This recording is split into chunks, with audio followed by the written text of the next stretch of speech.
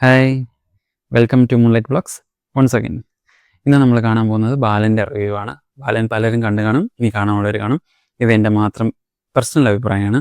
അപ്പോൾ ഞാൻ ബാലൻ കണ്ടിട്ട് എനിക്ക് ഇതിൽ പ്ലസ് പോയിൻ്റ് ആയിട്ട് തോന്നിയിട്ടുള്ളത്, ഒന്നാമത് ഇതിൻ്റെ പ്രധാനപ്പെട്ട കാര്യം ഇതിൻ്റെ സ്ക്രീൻ പ്ലേ ആണ്. ഡയറക്ടർ ചിദംബരം ഇതിൻ്റെ സ്ക്രീൻ പ്ലേ വളരെ നന്നായിട്ട് മനോഹരമായിട്ട് ഇതിനെ എഴുതിയിട്ടുണ്ട്. നമ്മളൊരിക്കലും നമ്മൾ കൊടുക്കുന്ന കാശ് വേസ്റ്റ് ആവത്തില്ല, വേസ്റ്റായെന്ന് നമുക്ക് തോന്നത്തില്ല. നല്ല സ്ക്രീൻ പ്ലേ ആണ്. നമുക്ക് എമോഷണൽ കണക്ടിവിറ്റി കിട്ടും. മൂവി കാണുമ്പോൾ നല്ല പല സ്ഥലത്തും ആ ഒരു എമോഷണൽ അറ്റാച്ച്മെൻറ്റ് നമുക്ക് തോന്നും. കാരണം അത്ര ദൂരം നല്ല ഡെപ്തായിട്ടായിരിക്കും എൻ്റെ സ്ക്രീൻ പ്ലേ ഇരിക്കുന്നത്.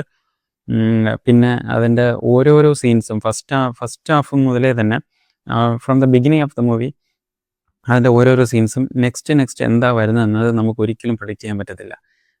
വളരെ സ്ലോ ആയിട്ടായിരിക്കും മൂവി പോകുന്നത്. അതൊരു നെഗറ്റീവ് കൂടെയാണ് എനിക്ക് തോന്നിയത്. ഫസ്റ്റ് ഹാഫും ശരി, സെക്കൻഡ് ഹാഫും ശരി, കുറച്ച് ലാഗിങ് ഉള്ള പോലെ എനിക്ക് ഫീൽ ചെയ്തായിരുന്നു. പക്ഷേ ഒരിക്കലും നമുക്ക് അടുത്ത് എന്താണ് സംഭവിക്കുന്നത് എന്നത് നമ്മളെ കൊണ്ട് പ്രെഡിക്റ്റ് ചെയ്യാനേ പറ്റത്തില്ല. അങ്ങനെ സ്ക്രീൻ പ്ലേ ആയിരുന്നാലും ആ ഒരു അൺപ്രഡിക്റ്റബിൾ ആയിരുന്നു അത്.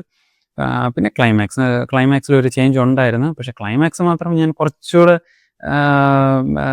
ഞാൻ കുറച്ചതൊന്ന് പ്രതീക്ഷിച്ചായിരുന്നു. മേ ബി ക്ലൈമാക്സ് ഇങ്ങനെ ആയിരിക്കാമെന്ന്. അതിന് പലരും അങ്ങനെ പ്രതീക്ഷിക്കാൻ പോസിബിലിറ്റി ഉണ്ട്.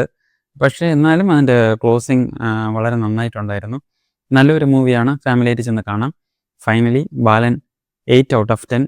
ബാലൻ നല്ല കുട്ടിയാണ്. അപ്പം എല്ലാവരും ചെന്ന് കാണുക. നല്ലൊരു മൂവിയാണ്. അടുത്ത മൂവിയിൽ നമ്മൾ വീണ്ടും കാണാം. Till then bye bye.